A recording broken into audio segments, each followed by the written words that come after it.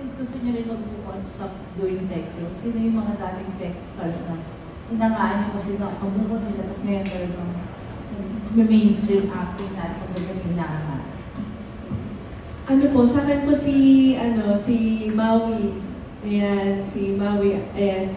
Kilala naman po talaga natin si Maui na sobrang galing po. And nanggaling din talaga siya sa sexy. And then hanggang ngayon talagang umaano pa rin yung pangalan niya. Maingay pa rin hanggang ngayon.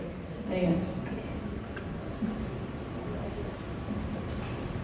Siguro sa akin, syempre, walang iba kundi si Coco Martin. So, talaga namang iniidolo ngayon, di ba? Director na, producer, lahat nasa kanya na. So, sana soon, hindi man natin marating yun. Kahit yung malahati lang, pwede na sa akin.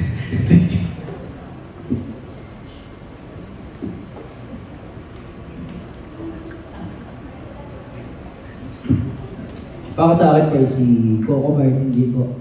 Talagang idol ko din po si Coco Martin. Mula po nung bata pa ako, mula po nung pelikula niya sa Tayong Dalawa, sa Ang Probinsyano, at ngayon ay sa Batang Quiapo. Naamaan ko talaga si Coco Martin. Po. Ina Raimundo po. Talagang idol na idol ko po siya, bata pa lang po ako. That was it. Thank you very much, Miss Maylene De Leon of